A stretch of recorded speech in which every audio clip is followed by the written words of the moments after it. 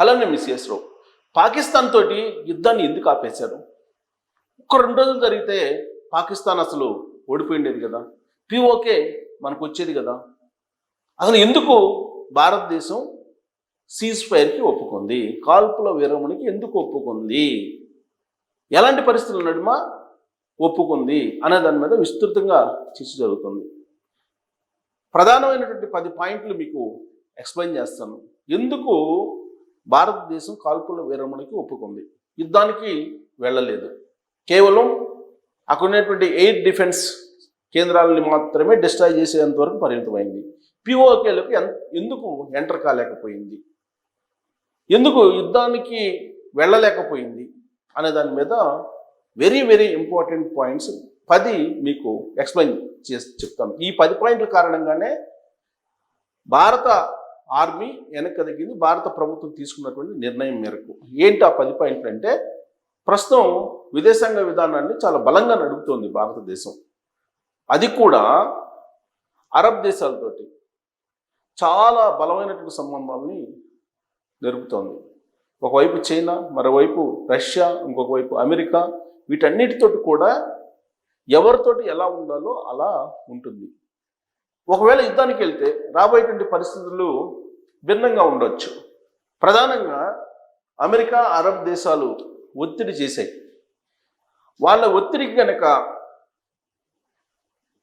పరిగణలోకి తీసుకోకపోతే రాబోయేటువంటి పరిణామాలు, అసలే ట్రంప్ రెసిప్రోకల్ ట్యాక్స్ తోటి రెచ్చిపోతూ ఉన్నాడు.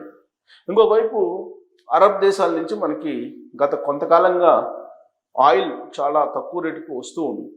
ఇలాంటి పరిస్థితుల్లో ఒకవేళ ఏదైనా ఆంక్షలు పెడితే భారతదేశం మీద, అప్పుడు భారత ఆర్థిక పరిస్థితి ఏంటి, భారతదేశంలో ఉన్నటువంటి ప్రజల పరిస్థితి ఏంటి అనేది కూడా ఆలోచించి ఉండవచ్చు.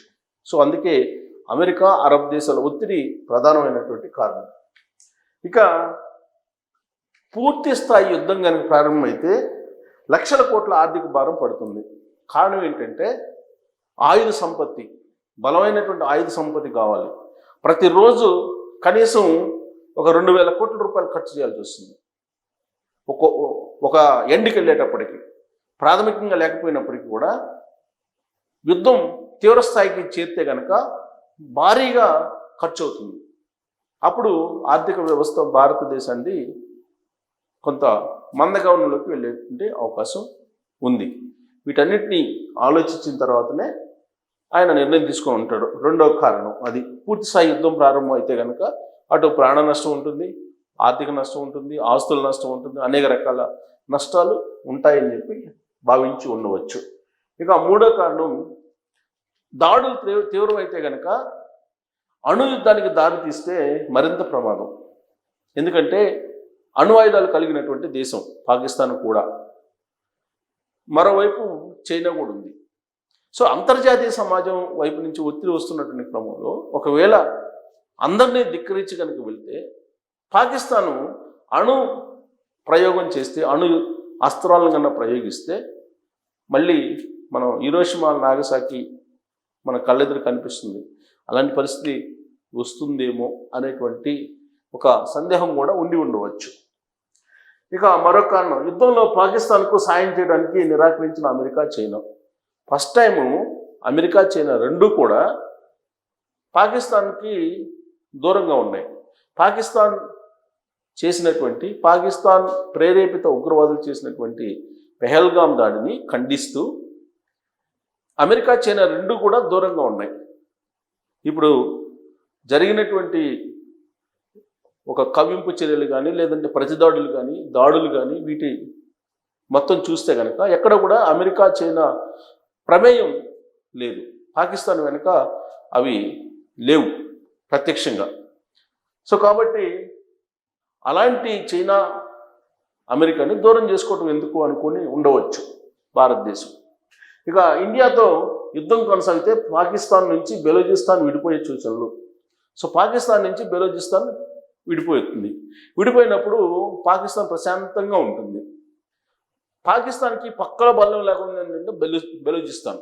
ఇప్పుడు బెలూచిస్తాన్ హ్యాపీగా ఉంది వాస్తవంగా, ఎందుకంటే స్వతంత్రతను ప్రకటించేసుకుంది. భారతదేశం ఎప్పుడైతే పాకిస్తాన్ మీద దాడులు చేసిందో బెలూచిస్తాన్లో పాకిస్తాన్ ఆర్మీని తరిమి కొట్టింది బెలూచిస్తాన్ లిబరేషన్ ఆర్మీ. సో అప్పుడు ప్రత్యేక దేశంగా బెలూచిస్తాన్ కనుక విడిపోతే పాకిస్తాన్కి బెలూచిస్తాన్కి మధ్య గొడవలే ఉండవు. కానీ కలిసి ఉంటేనే భారతదేశానికి మేలు అవి రెండు. ఇక భారత్ ముందు పాక్ సైన్యం తేలిపోతుందని నిరూపించినటువంటి ఇండియన్ ఆర్మీ.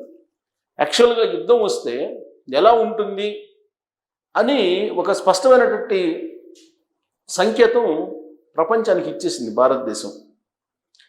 జస్ట్ 4 days లేదంటే 1 week మ్యాక్సిమం పాకిస్తాన్ క్లోజ్ అయ్యేటువంటి పరిస్థితి ఉంది అని చెప్పి ఆల్రెడీ ప్రయోగించినటువంటి మిజైల్స్ కానీ లేదా పాకిస్తాన్ నుంచి వచ్చినటువంటి డ్రోన్స్ మిజైల్స్ని అడ్డుకోవటం కానీ ఇవన్నీ చూస్తే భారత్ చాలా స్ట్రాంగ్గా ఉంది. ఆయుధ పరంగా కానీ మిలిటరీ పరంగా కానీ అన్ని రకాలుగా త్రివిధ దళాలు బలంగా ఉన్నాయి భారతదేశం అని ఒక నిరూపణ జరిగింది. సో ఇంతవరకు చాలు అనుకొని కూడా ఉండవచ్చు. ఇక IMF నుంచి రుణంతో పాటు భారీ ప్యాకేజ్ ఆఫర్తో వెనక్కి తగ్గినటువంటి పాకిస్తాన్ ఎందుకు వెనక్కి తగ్గిందని అంటే ఇప్పుడు అడుక్కు తినే పరిస్థితి పాకిస్తాన్కి. IMF నుంచి బెయిల్అవుట్ ప్యాకేజీ వస్తుంది 1.3 బిలియన్. అది ఆ దేశానికి చాలా ఇంపార్టెంట్. పైగా రాబోయేటువంటి రోజుల్లో అదనంగా మరొక $2 బిలియన్ ఇవ్వడానికి కూడా ఒక హామీ లభించింది. సో పాకిస్తాన్ కనుక కాల్పుల విరమణకు ఒప్పుకోకపోతే ఆ సహాయం అందజేయము అని చెప్పి అమెరికా వార్నింగ్ ఇచ్చింది. దాంతో పాకిస్తాన్ కూడా ఇక విధులైనటువంటి పరిస్థితుల్లో ఒప్పుకొని ఉండవచ్చు ఆ వైపు నుంచి చూస్తే. ఎందుకంటే ఆ బెయిల్అవుట్ ప్యాకేజీని అడ్డుకునే ప్రయత్నం చేసింది భారతదేశం, కానీ ఆ బెయిల్అవుట్ ప్యాకేజీకి గ్రీన్ సిగ్నల్ ఇచ్చేసింది IMF. ఇక పాకిస్తాన్ కాళ్ళబేరానికి రావడంతో శాంతించిన భారత్. సో ఒక రకంగా చెప్పాలంటే పాకిస్తాను కాళ్ళబేరానికి వచ్చేసింది, అయిపోయింది, ఆ దేశం పని అయిపోయింది. ప్రధానమైనటువంటి ఎయిర్ డిఫెన్స్ సెంటర్స్ని కొట్టేసింది. అలాగే ఓడరేవు కరాచీ ఓడరేవు వరకు వెళ్ళిపోయింది. ఇక మిగిలింది పౌర యుద్ధమే, సివిల్ వార్కి వెళ్తే కనుక ప్రాణ నష్టం భారీగా జరిగే అవకాశం ఉంది. అది ఆ దేశానికి కూడా తెలుసు. ఒక రకంగా చెప్పాలంటే పాకిస్తాన్ ఆర్మీ చీఫ్ని, ప్రధానమంత్రిని, రక్షణ మంత్రిని, విదేశాంగ శాఖ వీళ్ళందరినీ పరిగెత్తించింది. వాళ్ళకి అసలు భారతదేశం, భారత సైన్యం ఈ రాత్రి ఏం చేస్తుందో అనేటువంటి ఒక వణుకు పుట్టించింది. సో మోకారిల్లింది పాకిస్తాన్. సో దాంతో వదిలేసి ఉండొచ్చు భారతదేశం పాకిస్తాన్ని. ఇక ఉగ్రవాద స్థావరాలతో పాటు Pak air defence systems, army బేసులు ధ్వంసం. సో కాబట్టి ఇప్పుడు భారతదేశం టార్గెట్ ఏంటి? పాకిస్తాన్ మీద యుద్ధం చేయటం కాదు, పాకిస్తాన్లో ఉన్నటువంటి ఉగ్రవాద సంస్థలు ధ్వంసం చేయటం, ఉగ్రవాదుల్ని లేపేయటం, ప్రోత్సహిస్తున్నటువంటి వాళ్ళని కంట్రోల్లో పెట్టడం, అంతవరకు చేసేసింది. ఇక యుద్ధ రంగంతో పాటు మీడియా మెసేజ్లను పాక్ను డామినేట్ చేసిన మోడీ ప్రభుత్వం. సో సాధారణంగా యుద్ధం వచ్చినప్పుడు కానీ యుద్ధం లేనప్పుడు కానీ సోషల్ మీడియాని అడ్డుపెట్టుకొని ఫేక్ న్యూస్ని బాగా స్ప్రెడ్ చేయడంలో ప్రపంచంలో ఉండి అంతర్జాతీయ సమాజాన్ని ఆకర్షించడంలో పాకిస్తాన్ మొదలుంటుంది.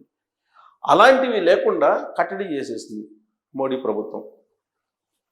సో ఆ విషయంలో కూడా విజయం సాధించింది. సో ఈ 10 పాయింట్లు మనం తీసుకుంటే భారతదేశం పెహల్గాం దాడి జరిగిన తర్వాత ఏదైతే పాకిస్తాన్ మీద చేయాలనుకుందో అంతవరకు చేసేసింది అని చెప్పేసి ఈ కాల్పుల విరమణకు ఒప్పుకొని ఉండొచ్చు, ఈ 10 పాయింట్లు బేస్ చేసుకొని. అయితే చాలామందిలో ఈ హడావుడి, ఈ యుద్ధ వాతావరణం నెలకొన్నటువంటి క్రమంలో POK ఇక మనదే అనేటువంటి భావన భారతీయుల్లో వచ్చేసింది.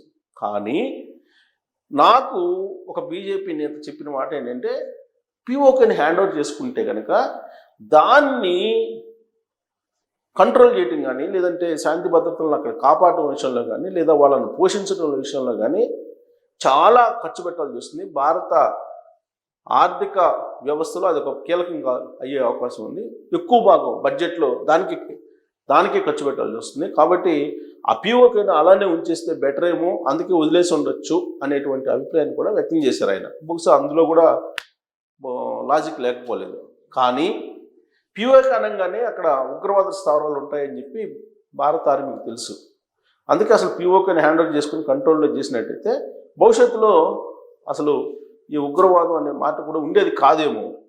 మరి భారత ఆర్మీ, భారత ప్రభుత్వం, రక్షణ శాఖ, ఆర్థిక శాఖ, అజిత్ దోవల్ గారు, భారత జాతీయ భద్రతా మండలికి సంబంధించినటువంటి వాళ్ళు వీళ్ళందరూ చర్చించుకున్న తర్వాతనే ఈ 10 పాయింట్లు బేరీజ్ వేసుకొని బహుశా కాల్పుల విరమణకు భారతదేశం ముందుకి వచ్చి ఉండవచ్చు. సో పాకిస్తాను ఆల్మోస్ట్ వెంటిలేటర్ మీదకి వెళ్ళిపోయింది. వెంటిలేటర్ మీద ఉన్నటువంటి దాన్ని ఇక్కడ చంపడమే మిగిలి ఉంది. ఇంకా చంపకుండా వదిలిపెట్టేసింది అంతే భారతదేశం పాకిస్తాన్ని. మరోసారి మళ్ళీ ఇటువైపు చూడకుండా ఇప్పట్లో చూసేటువంటి పరిస్థితి కూడా ఉండకపోవచ్చు ఈ దెబ్బకు. ఆ రేంజ్లో భారత ఆర్మీ పాకిస్తాన్కి అయితే బుద్ధి చెప్పింది. మరి ఈ 10 పాయింట్లు కాకుండా ఇంకేమైనా ఉన్నాయా కాల్పుల విరమణకి, యుద్ధానికి వెళ్లకుండా భారత్ వెనకడుగు వేయడానికి అనే దాని మీద మీరు కామెంట్ చేయొచ్చు. Thank you.